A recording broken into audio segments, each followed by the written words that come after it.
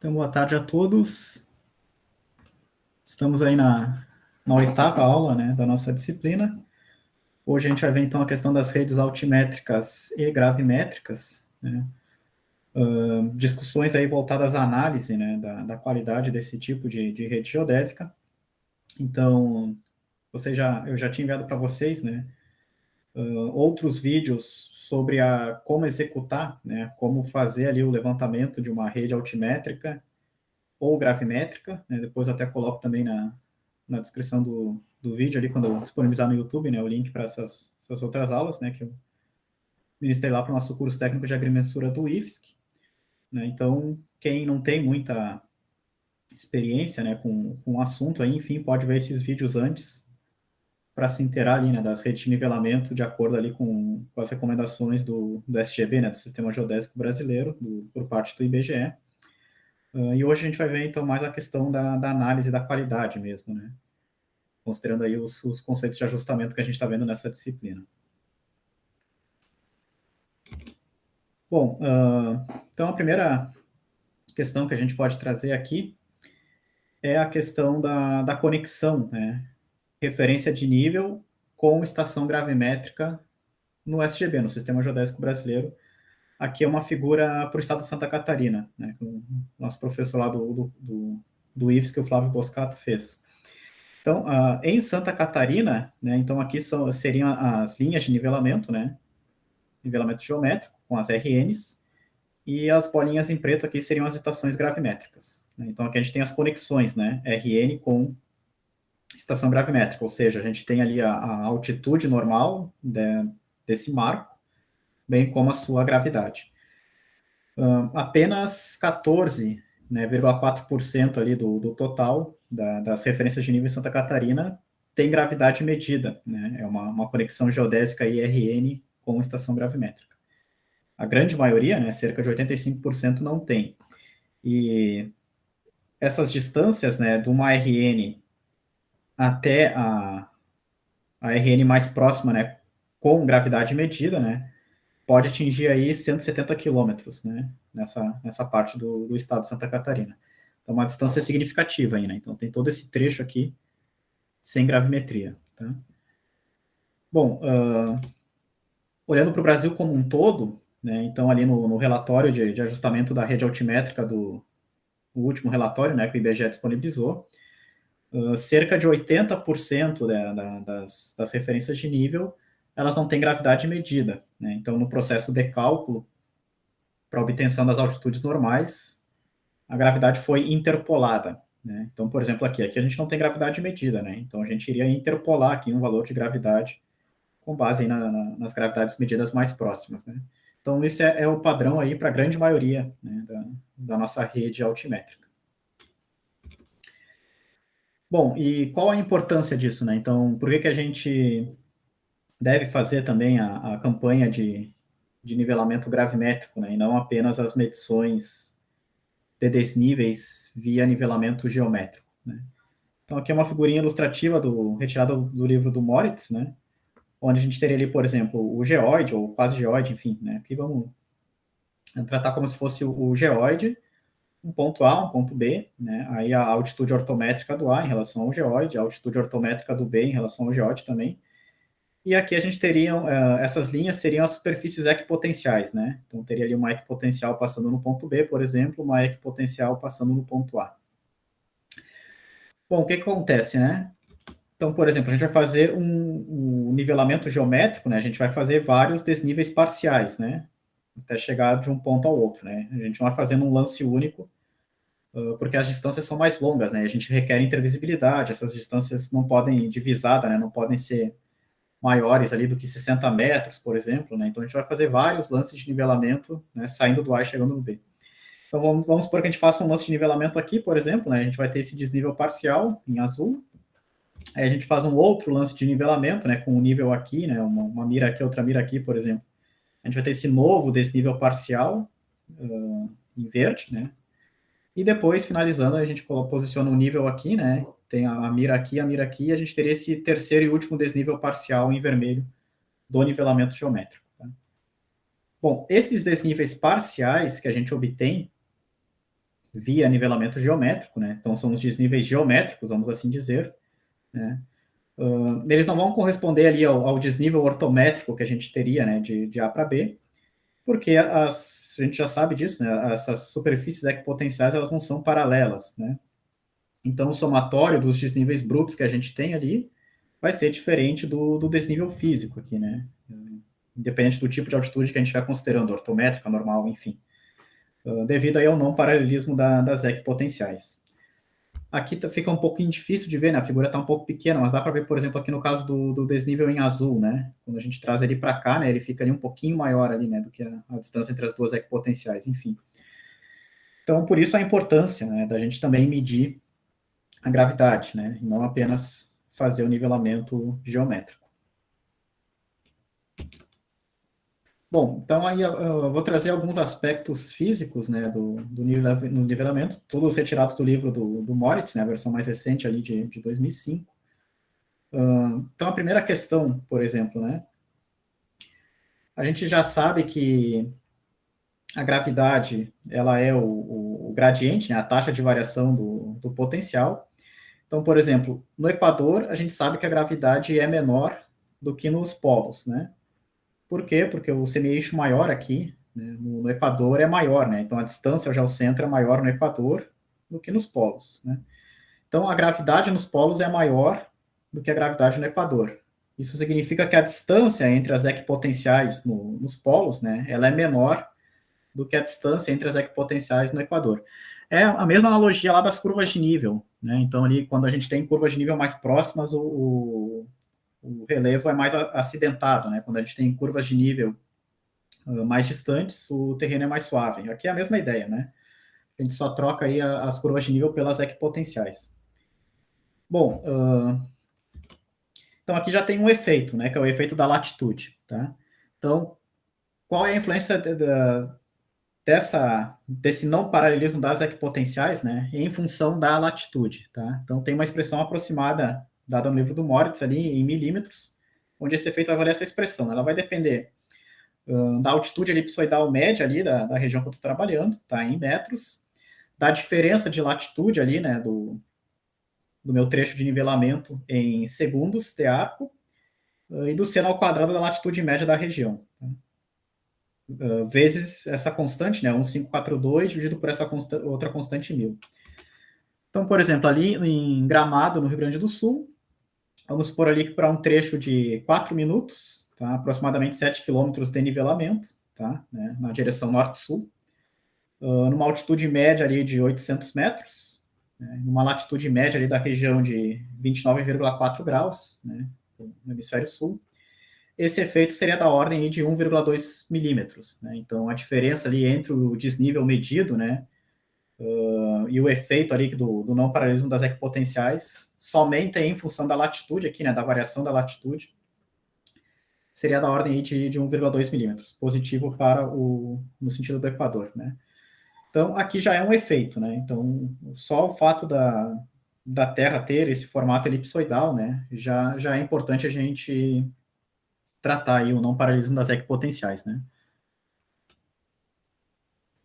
Bom, outra questão é que a altitude normal, que é a que a gente adota atualmente no SGB, né? Então seria a distância do ponto até o quase geoide, né? E não a distância do ponto até o geoide, que aí seria a altitude ortométrica.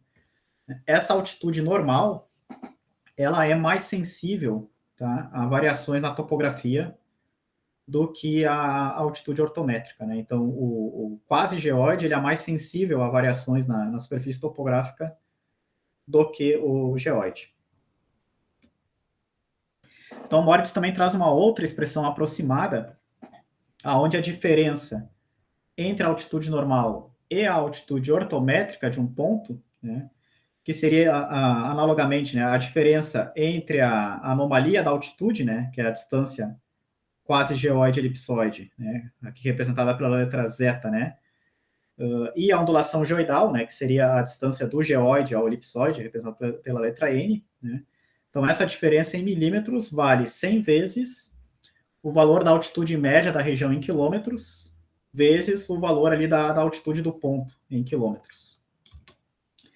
Então, por exemplo, né, para uma altitude média de 200 metros numa região e uma altitude do ponto mesmo, né, de 300 metros, essa diferença entre a altitude normal e a altitude ortométrica, né, seria então aí 100 vezes 0,2 vezes 0,3, né, esses valores em quilômetros, 6 milímetros, tá? Então, a diferença da altitude normal para a altitude ortométrica do ponto, nesse caso, seria da ordem de 6 milímetros.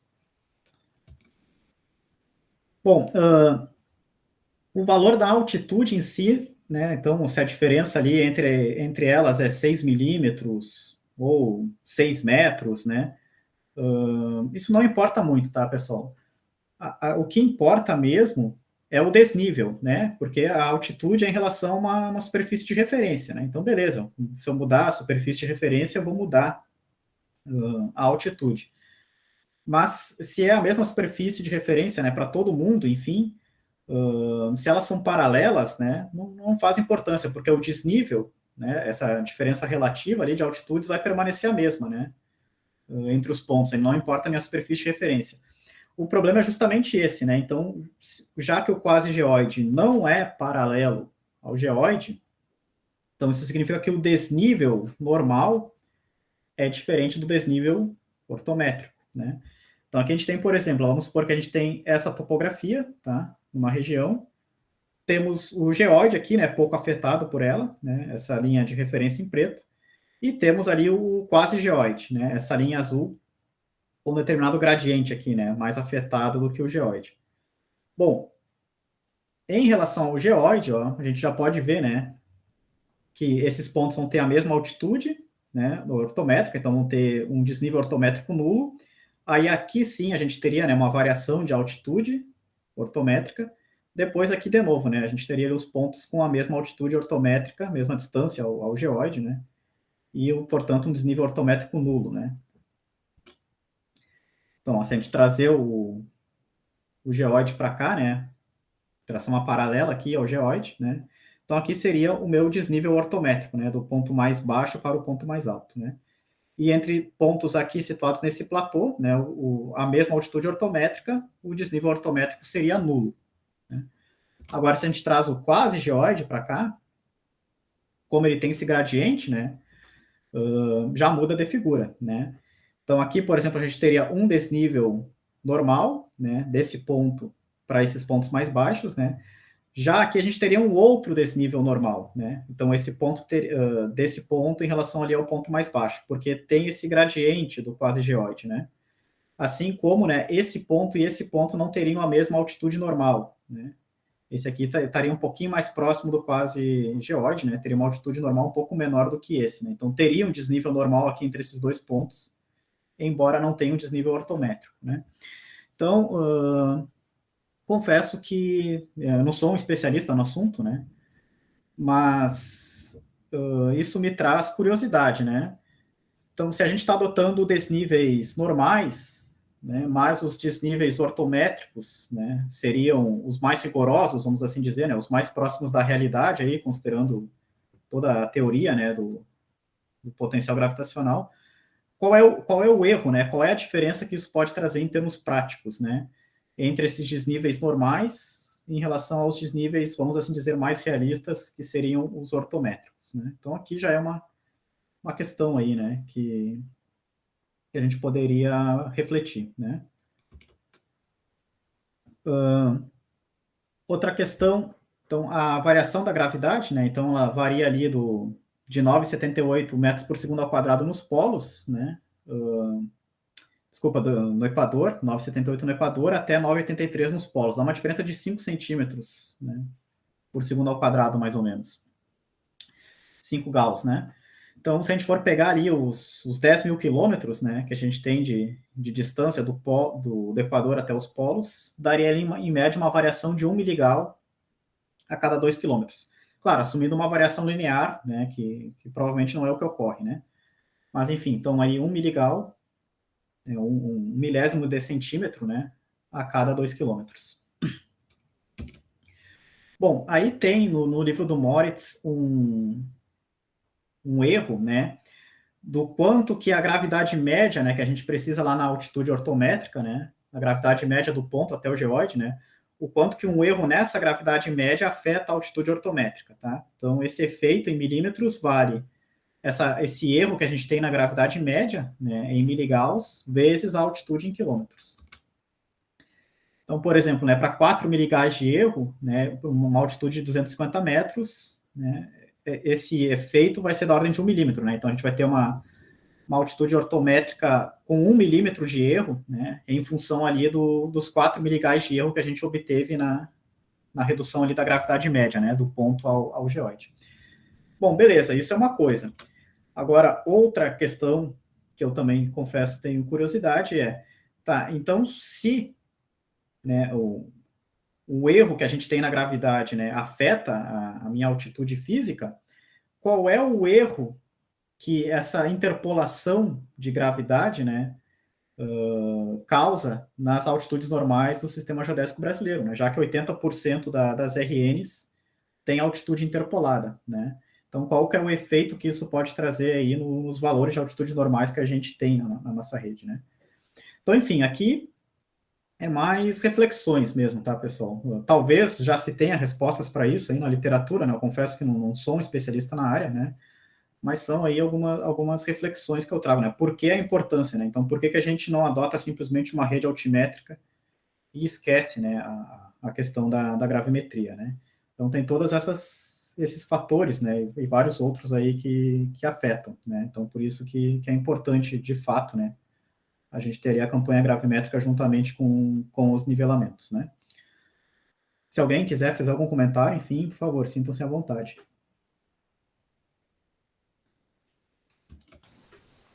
Bom, aí sobre a altimetria, né, então a gente tem ali os métodos de levantamento altimétrico, né, a gente tem basicamente o nivelamento geométrico, né, então a gente vai fazendo visadas ali, né, lances de nivelamento a ré e avante, né, com a mira e com o nível ali, né, até sair de um ponto A e chegar num ponto B. Então, geralmente a gente vai ter múltiplos lances de nivelamento, né. Temos o nivelamento trigonométrico com a estação total, onde a estação total vai medir a distância inclinada, né, e o ângulo zenital, né, da visada, né, da estação até o prisma, e aí em função também ali da altura da estação e da altura do prisma, a gente consegue obter ali então a altitude, né, a altitude do nosso ponto aqui, no qual a gente posicionou o prisma, né. Então, nivelamento trigonométrico com estação total. Ambos requerem intervisibilidade, né? A gente tem essa restrição da visibilidade para fazer as visadas. Tem o nivelamento GNSS absoluto, que aí a gente não tem esse problema de visibilidade, né? Intervisibilidade, enfim. A gente obtém uma altitude elipsoidal em relação ao elipsoide, né? Hzinho, com o posicionamento GNSS, tendo um modelo geoidal ou um modelo quase geoidal, enfim, né? Vai nos fornecer a ondulação geoidal ou a anomalia de altitude. A gente consegue obter ali a altitude ortométrica ou a altitude normal do ponto, né? Seja ali em relação ao geóide ou quase geóide, né? Hein, Ivandro? Então, sim. Eu posso até fazer uma pergunta com relação ao slide anterior ali. O seguinte, ó, com relação ao desvio da vertical ali, existe alguma implicação em a gente trabalhar com essas duas aí, né, com relação à altitude ortométrica ou altitude normal ali? O que teria em relação a isso, né? Excelente pergunta, Marco, né? A gente vai ver até um pouco, a gente vai um pouquinho para frente ali, eu vou mostrar a questão do desvio da vertical para o elipsoide, né? Então, assim, a gente parte de pontos com altitude elipsoidal via GNSS e aí adensa com estação total nivelada pela vertical, né? E a gente vai ver que vai ter um efeito, né? Que o desvio da vertical vai afetar essas altitudes elipsoidais que a gente iria obter pelo transporte com estação total, né? Mas a rigor também afetaria, né, a gente nivelar pela vertical, né? Que é a linha de referência ali, né? Para a direção da gravidade, né?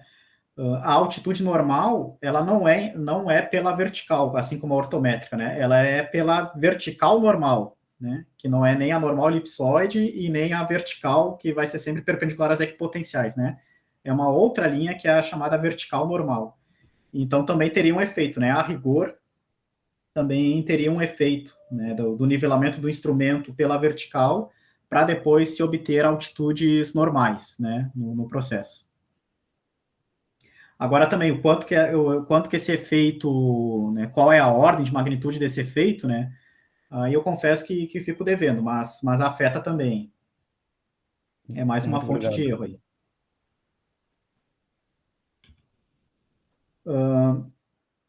E se a gente utilizar dois receptores GNSS, né, um sobre um ponto de altitude física conhecida, né, o outro sobre a altitude que a gente quer obter, né, a altitude física que a gente quer obter, seja normal, seja ortométrica, aí a gente teria um nivelamento por satélite GNSS relativo, né, onde a gente vai utilizar ali a altitude conhecida do meu ponto base, né, a altitude física conhecida, a altitude elipsoidal que veio do rastreio GNSS, a altitude elipsoidal que veio do rastreio GNSS no ponto de interesse, e aí o modelo, né? E a gente vai trocar ali o nivelamento geométrico ou o nivelamento trigonométrico, né? Pelo uso de um modelo geoidal, né? Então também dá para fazer dessa forma o nivelamento por satélite GNSS, um modo relativo. E teria ainda o nivelamento trigonométrico, vamos assim dizer, né? Modificado, né? Feito ali, por exemplo, para travessias de corpos d'água, né, como rios, né, então que a gente não tem como fazer o nivelamento geométrico, né,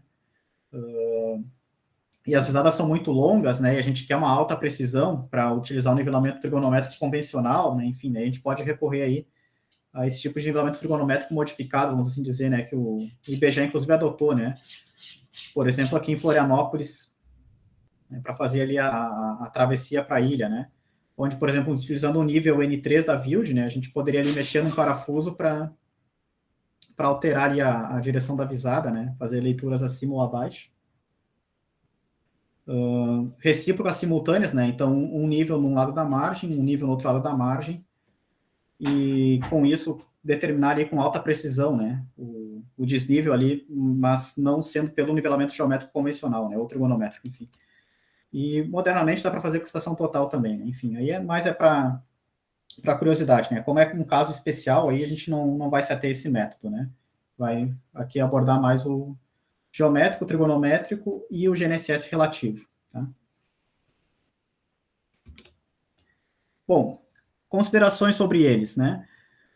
Então, o nivelamento geométrico, né, a gente já sabe, né? Ele é o mais preciso de todos, né? Então, ele não deve, né, cair em desuso aí. Né? Tem gente que acha que deveria se aposentar o nivelamento geométrico, né?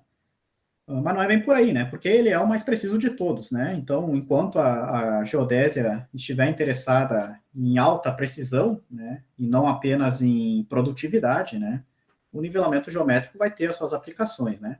Então, ele fornece uma precisão aí de milímetros ou até mesmo décimos de milímetros por quilômetro, né? Então, por exemplo, o N3 da Wild ou o LS10 da Leica, né, esse mais moderno, né, digital, precisões nominais aí da ordem de 0,2 milímetros por quilômetro, né, num nivelamento duplo, né, nivelamento com contranivelamento.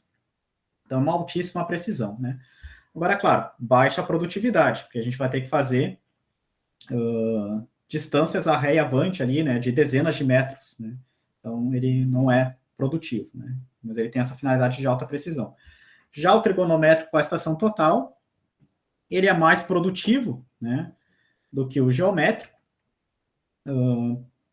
mas ele não tem a mesma precisão, né? Ele vai ficar ali com uma precisão, se a gente for fazer ali um transporte por quilômetros, né? Ele vai ficar ali na ordem de centímetros por quilômetro, né? De precisão para o desnível, né? Então, ele geralmente vai ser utilizado quando eu quero levantamento de detalhes, né? Eu quero determinar ali, fazer um levantamento plano e altimétrico, né? Então, ele vai ser bem produtivo nesse aspecto, né? Eu tenho a planimetria e a altimetria ali via visadas, né? Com a estação total ali, usando o método polar. Já o GNSS, né, ele, dependendo do modelo, tá, que a gente utilizar, ele vai ter uma precisão aí também da ordem de milímetros por quilômetro, né? Então, quase rivalizando com o nivelamento geométrico, né? Com a vantagem que eu não preciso fazer as visadas, né? Então, sendo muito mais produtivo. Então, ele iria mesclar, né, as qualidades dos dois métodos, né? Porém, a gente tem que ter em mente, né, que ele tem duas fontes de erro a mais, né? Que é o modelo que eu estou usando e ele precisa, né, do rastreio GNSS nos dois pontos, né? Então, se um dos dois pontos não tem condições de rastreio, já não dá para utilizar, né? E, eventualmente, o rastreio GNSS pode ficar ali com uma qualidade centimétrica, por exemplo, né? Então, não adianta nada o modelo ter essa precisão de milímetros por quilômetro, né? Se aquela altitude elipsoidal que eu determinei, seja no ponto base, seja no rover que eu quero nivelar, está na ordem dos centímetros, né? Então, isso também vai acabar afetando ali a qualidade da minha altitude, né? Por esse método. Bom, independente do equipamento que eu estou utilizando, o nivelamento, né, geralmente ele vai ser um processo caro, né? Então, se a gente for lembrar lá daquela aula dos coeficientes de correlação, né, das estatísticas de teste para o data snooping, né, em geral, no nivelamento, a gente vai ter baixa redundância, né, em comparação com redes GNSS ou redes com estação total, né, onde a gente vai ter ali mais visadas, ou, né, várias sessões de rastreio ali, enfim, ou...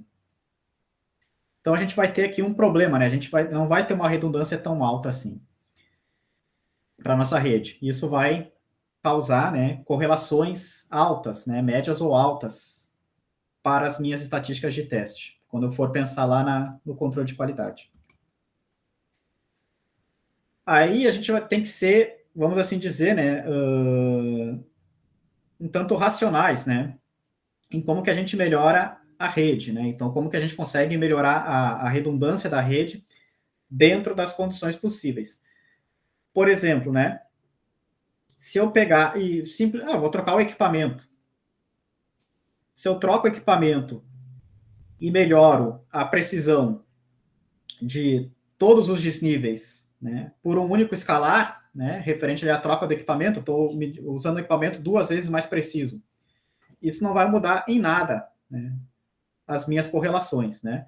Eu posso mudar os resíduos, né? Os resíduos vão ficar mais baixos porque eu estou trabalhando com um método de maior precisão, mas a correlação entre eles continua alta, né? Então, eu pegar a minha MVC lá e multiplicar por um escalar constante, né, não vai alterar essa hierarquia relativa entre eles, né?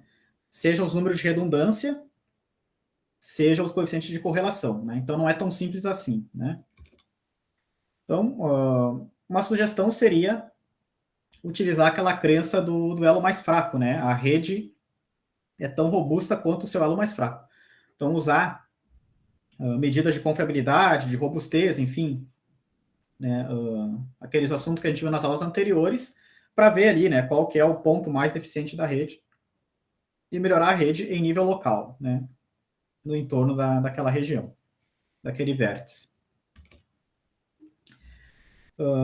E um outro assunto interessante aqui é o seguinte, né, utilizando o nivelamento geométrico, a gente vai ter menor redundância, né? Eventualmente, a gente poderia trocar o geométrico pelo trigonométrico, por exemplo, né? E fazer mais visadas ali, né? Ele vai ser mais produtivo para eu ter mais desníveis entre os pontos da rede, né? Só que ele vai ter pior precisão. Então, se a gente for lembrar, né, o nível ele vai ter uma menor redundância, né? Ele vai ter números de redundância maiores. Porém, o menor erro detectável do nivelamento geométrico, vai ser menor, né, do que o menor erro detectável do nivelamento trigonométrico com a estação total, né. E aí, quanto menor for o MDB, né, menor tende a ser o valor da confiabilidade externa, da influência nos parâmetros, né. Então aqui é uma questão interessante, né. Não necessariamente o nivelamento geométrico é sempre melhor, né? Ou o nivelamento trigonométrico é sempre melhor, né?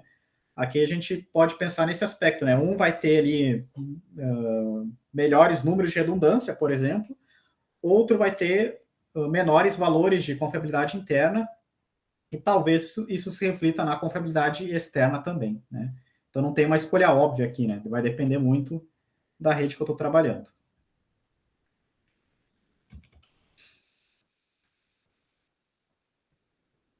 Bom, sobre, então, a matrizar do nosso ajustamento, né? Aqui tanto faz, tá, pessoal? Não importa o método de nivelamento altimétrico e também não importa, né, se é altimétrico ou gravimétrico, tá? Porque nessa questão a matriz A é igual para ambos os casos, tá? Eu só vou trocar desníveis altimétricos por desníveis gravimétricos, né? Que é o que a gente tem numa rede de nivelamento gravimétrico.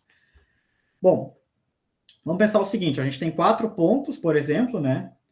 E a gente mediu o desnível, a diferença de nível para cada par de pontos aqui. Então, por exemplo, né, aqui o desnível foi 5, aqui o desnível foi 10, aqui o desnível foi 15, né? Então, esse ponto está 5 metros mais alto que esse está 10 metros mais alto que e esse está 15 metros mais alto que esse, por exemplo, né? Beleza. Só que a gente só tem desníveis, né? Então, a gente precisa fixar uma altitude aqui, né? A gente tem uma deficiência de posto aqui.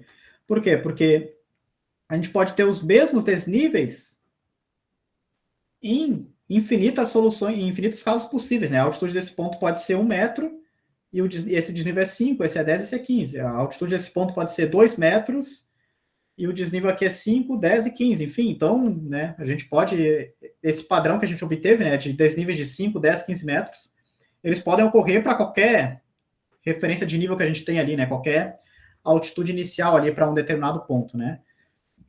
Então, a gente precisa fixar uma altitude, né? A partir do momento que a gente fixa uma altitude, aí sim, aí a gente consegue obter as altitudes dos demais pontos também, né? Então, a gente precisa de, no mínimo, uma altitude fixada, né, na nossa rede, né?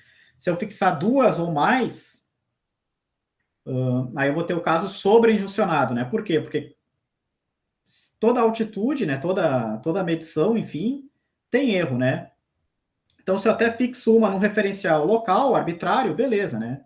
Até posso dizer que esse erro não vai afetar porque ele era arbitrário. Agora, se eu for fixar mais de uma, né, aí não tem como, né? Não tem como fixar um desnível real, né? Sempre vai ter um erro ali, né? Então, a partir de 2 altitudes fixadas, eu já estou trabalhando com um sistema sobreinjuncionado, né? Então, já vai ter um erro de partida aí, já que já está na inconsistência das minhas injunções, por exemplo, né? Aqui presumindo que a escala vem dos desníveis, né? Lembrando lá daquela aula da transformação S, a gente ainda poderia aplicar aquela condição, né, das distâncias médias ao centroide não se alterarem, né? Enfim. Bom, aí agora aqui uma questão interessante é a seguinte, ó. A nossa matriz A no nivelamento altimétrico ou gravimétrico, ela só vai ser formada por coeficientes 1, menos 1 e 0, né? Ou seja, ela é independente da geometria ou da configuração geométrica da rede. Ó. Então, aqui, por exemplo, né, a gente tem ali um RN, dois pontos que a gente quer nivelar e 3 desníveis. Né? Se for nivelamento altimétrico, então o desnível altimétrico vale, né, a altitude da vante menos a altitude da ré. Se for desnível gravimétrico, né, então o desnível gravimétrico vale a gravidade da vante menos a gravidade da ré. Enfim. Não importa aqui, né? A nossa matriz A vai ter a mesma cara, né? Então, para o primeiro desnível, o primeiro ponto desconhecido é vante, então vale 1. O segundo ponto não aparece, 0. Né? Segundo desnível, o primeiro ponto é a ré, menos 1. O segundo ponto é a vante, 1. E no terceiro e último desnível, né, esse segundo ponto é a ré, menos 1. E o primeiro ponto não aparece, 0, naquele desnível. Né? Então essa é a cara da nossa matriz A. Não importa aqui se a gente mediu gravimetria ou altimetria, né? Beleza. E aí também não importa o seguinte, né, ó. Se a gente fez, por exemplo, essa configuração geométrica ou essa configuração geométrica. As duas configurações geométricas vão ter a mesma matriz A. Porque na matriz A não aparece a geometria aqui, não aparece as coordenadas, por exemplo, né? Só aparecem esses coeficientes, 1, 0 e menos 1. 1 para avante, menos 1 para ré e 0. Né, se o ponto não pertence àquele desnível, né? Então não importa aqui qual que é a minha geometria, né? Se esses dois RNs estão próximos, né? Ou se eles estão afastados aqui, enfim, a matriz A é a mesma, tá? Bom, agora outra questão interessante é a seguinte, né? Nesse relatório do IBGE, esse último relatório de ajustamento da rede altimétrica, o IBGE traz ali que a rede altimétrica de alta precisão do SGB, ela tem ao todo cerca de 70.400 desníveis, né? E cerca ali de 66.800 altitudes. Se a gente for lembrar do nosso número de redundância médio, vale os graus de liberdade da rede dividido pelo número de medições, né? Então, nesse caso, ia valer 70.426 menos 66.882, né? Dividido pelo número total de medições, 70.426. Isso vai dar, ó, pessoal, um número de redundância médio de 0,05. Ou seja, 5% apenas, né? Então, olha que interessante.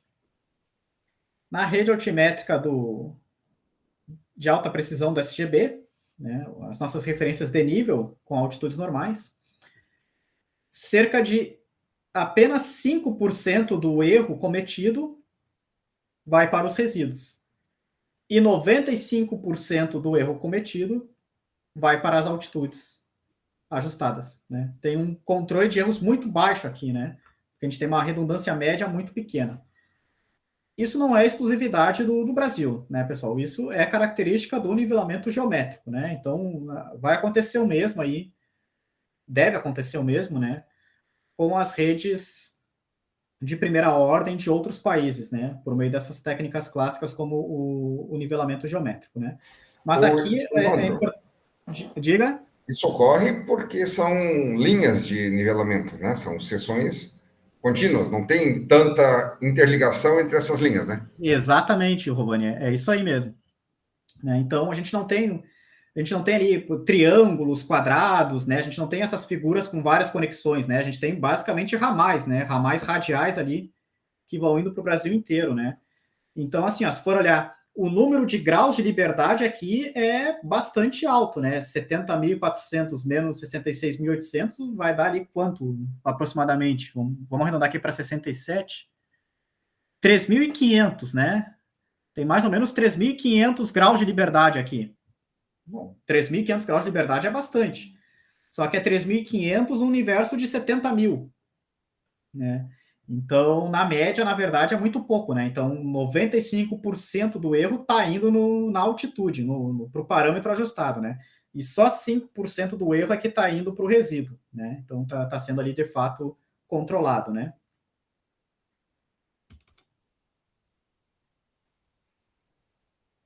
Então, aqui tem, ó,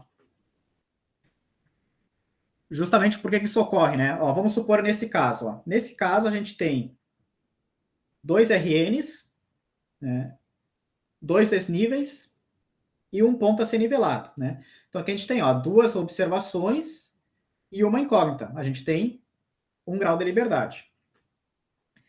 Nesse caso, nós temos, ó, 3 desníveis e 2 pontos a serem nivelados. Então, de novo, ó, 3 menos 2, 1 grau de liberdade. Então, o grau de liberdade aqui é igual, né, ao número de graus de liberdade aqui, né? Só que aqui, ó, qual que é o meu número de redundância médio? É 2 menos 1, 1 dividido por 2, o total de medições. Então, 1 dividido por 2, 0,5. Então, aqui a gente, nessa situação, ó, a gente tem 50% do erro para o resíduo, 50% do erro para a altitude. Já nesse caso, a gente vai ter, ó, 3 menos 2, 1. De novo, né? 1 grau de liberdade. Só que agora a gente tem 3 medições. Então, aqui a gente tem 1/3 do erro indo para o resíduo, 2/3 do erro indo para as altitudes, né? Agora, se a gente tivesse 4 desníveis e 3 altitudes, né? Aí a gente ia ter 1/4 do erro indo para os resíduos, né? E 3/4 indo para as altitudes, e assim por diante, né? Com 5, 1/5 do erro indo para os resíduos, 4/5 indo para as altitudes, né? Então, ó, fica esse gráfico, né? Ó, que é o que ocorre ali na nossa rede do IBGE, né? Ela não é exatamente assim, né? Ela não é só uma linha reta, né? Saindo de uma RN e chegando em outra, né? Na verdade, inclusive só tem uma, né? Em Bituba, né? A de Santana não está conectada, né? Mas, enfim, isso mostra, né, o porquê que aquilo ocorre, né? Então, notem, né, o número de graus de liberdade que eu tenho não diz nada, né? Por si só não diz nada. Depende também de quantas observações eu tenho, né? Aí sim eu tenho uma verdadeira figura da rede, né? Então, isso é uma característica do nivelamento, né? A gente tem um baixo controle do erro, né? A maioria do erro está indo para as altitudes, né? E a minoria do erro vai para os resíduos, né? É de fato controlável ali, né? É de fato ajustado. Então, a gente vai ter o seguinte, né, na prática, né? A gente vai fazer redes locais, por exemplo, no município, numa região, enfim, que a gente vai ter ali uma alta qualidade, né? Uma rede pequena ali, eventualmente a gente pode fazer essas visadas cruzadas, né? Só que a gente vai amarrar ela em RNs, né? Em referências de nível que não vão ter a mesma qualidade, né? Já vão partir ali do centímetro, né? Então aqui a gente pode trabalhar localmente, né? No milímetro, mas se a gente quiser, né? Vincular o SGB, a gente vai ter que amarrar aqui em referências de nível que não estão no milímetro, né? Que estão no centímetro, né? Então tem uma qualidade inferior ali a essa rede local que eu determinei. E isso não depende do equipamento, tá? Isso é uma questão de redundância, né? De quantas observações a mais eu tenho, né? Do matrizar, né? Essencialmente. Claro, quanto melhor for a precisão do equipamento, menor é esse erro, né? Mas o controle continua nessa proporção, né? Inclusive o IBGE usa os níveis mais precisos, né? Ou recomenda utilizar ali os níveis mais precisos disponíveis, né? Então, beleza, o erro que eu estou cometendo é o menor possível, né? Mas esse erro ele está sendo praticamente inteiramente absorvido das minhas altitudes, né? Muito pouco dele está, de fato, sendo refletido nos resíduos, porque o meu controle é baixo, né? Em função da minha redundância baixa.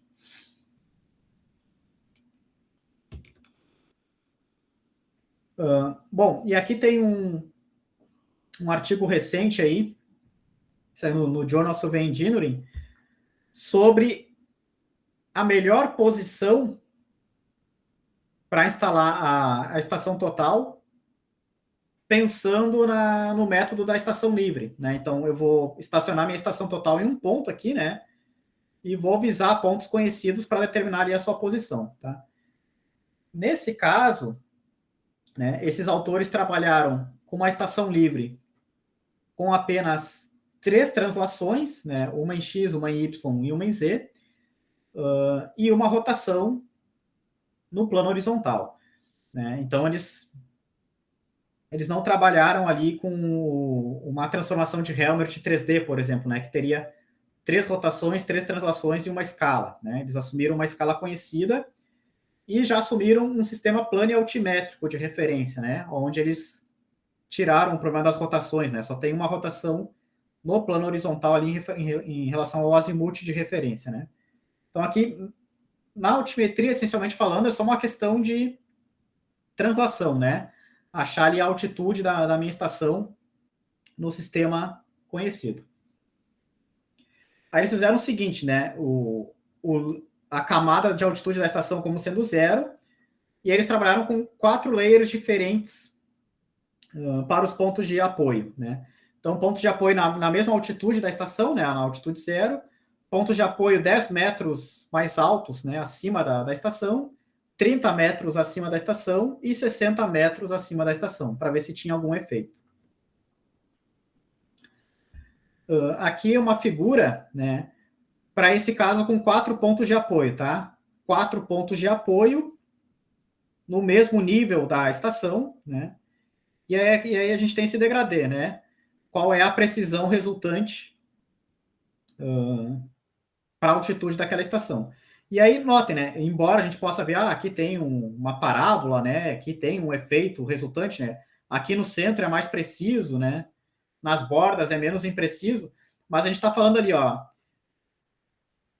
de milésimo de milímetro, né? Na prática, arredondando aqui para 1 milímetro, dá igual, né? Dá 10 milímetros, seja aqui no centro, seja nas bordas, né? E aqui nesse gráfico, é para os 4 casos, né?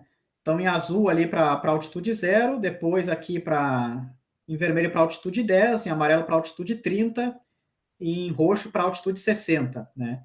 Então, aqui a gente tem um número do ponto da estação total aqui dentro desse grid, né, que eles geraram, e a precisão resultante, né, na vertical.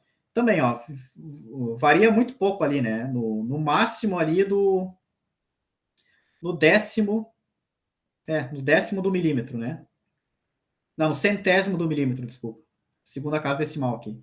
Então, em termos práticos, é tudo 10 milímetros. Não importa se os 4 pontos de apoio estão aqui em cima, ou estão aqui em cima, ou estão aqui embaixo.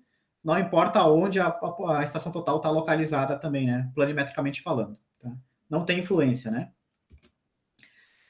Aí um outro estudo que eles fizeram para 15 pontos de apoio, só que mal distribuídos, né? Então, nessa região aqui, tudo aqui no canto, né? Para ver se, de fato, né, eu botar a estação total aqui próximo, ou posicionar a estação total lá longe, né? Tem alguma influência, tá? E aqui nesse caso, claro, no artigo tem todas as figuras para todos os casos, né? Aqui eu estou trazendo bem resumido. Mas aqui nesse caso, ali, então, trabalhando com os pontos de apoio, os 15 pontos de apoio aqui nessa altitude de 60 metros, tá? Então, todos eles aqui, né, numa altitude de 60 metros em relação à estação. E, de novo, a precisão da estação, em termos práticos, vai variar ali, ó, de 5,17 milímetros, é mais afastada aqui da região dos pontos, até 5,2 milímetros, né, nessa região mais próxima, né? Então, em termos práticos, também, a gente está falando aí de diferenças no centésimo de milímetro, né? Então, também não mostrou diferença significativa. E aqui, para todos os casos, né? Então, esses 15 pontos de apoio distribuídos dessa forma, né?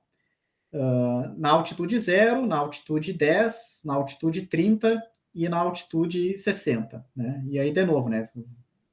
Variações ali no centésimo de milímetro, né? Dependendo da posição planimétrica da estação. Então, em resumo, né? Eles concluíram que a precisão vertical do meu ponto de estação, né? Nesse problema de estação livre, depende apenas da precisão do equipamento, né? Então, obviamente, da precisão da estação total e do número de pontos de apoio, tá? Mas não depende nem da distribuição espacial desses pontos, nem da altitude desses pontos, né? Então, não tem influência nenhuma da geometria aqui, seja planimetricamente, né, ou verticalmente falando. Isso porque eles já trabalharam nesse sistema, né? Eles suporam um sistema plani-altimétrico, né? Então, quando é que isso daria errado, né? Vamos supor assim, ó, eu estou trabalhando com o sistema local da estação e eu vou usar os meus pontos de referência, não, por exemplo, num sistema plani-altimétrico como a projeção UTM ou um sistema geodésico local. Eu vou trabalhar com um sistema cartesiano geocêntrico. X, Y, Z, aí ferrou, né? Aí eu vou ter que ter 3 rotações, né? Eu não consigo trabalhar só com uma rotação no plano horizontal, eu vou ter que ter 3 rotações, porque os eixos não estão orientados, né? Não são paralelos, né? No meu sistema local ali, plano altimétrico local, para um sistema cartesiano geocêntrico, é uma orientação completamente diferente. Aí sim vai afetar, né?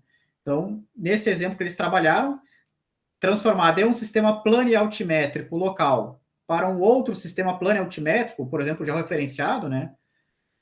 Aí a geometria não importa. Agora, se fossem 2 casos gerais ali, né, que eu vou trabalhar com uma transformação isogonal 3D, com 3 rotações, 3 translações de uma escala, por exemplo, aí tudo bem. Aí ia ter uma influência da geometria, né? Então, aqui, em resumo, é evitar esses casos, né? Se tem coordenada cartesiana geocêntrica, converte, né? Converte ela para um sistema plano altimétrico, que aí tu resolve esse problema da geometria, né? Na estação livre. Oi, Evandro. Fala. Mas, por exemplo, se nós temos aí um posicionamento feito com GNSS, onde a referência vai ser em relação ao elipsoide, se nós fizermos essa medição com uma estação total para fazer uma estação livre, né? Aí nós vamos cair no, no problema do desvio da vertical. Ah, sim, sim. Nós temos referenciais diferentes, né? Com o Helmert, nós resolvemos esse problema, porque nós vamos aplicar as 3 rotações e ainda uma escala, né? O problema do Helmert é exatamente se você tem um erro que não é só o erro aleatório, né, na tua observação, que aí vai produzir uma rotação que não deveria ter produzido, né? Isso vai te trazer um erro de posicionamento, né? Tanto vertical como horizontal. Mas, mesmo assim, se a gente, conhecendo o desvio da vertical, aplicar o desvio da vertical para trazer com meus pontos de apoio vinculados, referenciados ao elipsoide, e a minha medição feita com a estação total também referenciada ao elipsoide, aí dá para aplicar isso aqui, né? Isso, exatamente, Robani. Num caso geral, a gente poderia, né? Vamos trabalhar com 3 rotações, né? Que é o Procrustes lá, né? Mas nesse caso, mesmo nesse caso das 3 rotações, eu acredito que haveria muito pouca influência da geometria, porque o desvio da vertical ali é no máximo 1 minuto, né? 1 minuto e meio. Então não vai ser uma diferença tão grande assim a ponto de causar um impacto significativo, né, em termos de geometria, né? Agora, claro, se a gente já corrige ele antes, entra com um desvio vertical aí de um modelo, por exemplo, né? Aí beleza, aí a gente já pode trabalhar com as medições, considerando que já estão, né? Os sistemas são paralelos, né? Porque a gente corrigiu esse pequeno não paralelismo que havia devido ao desvio da vertical, né?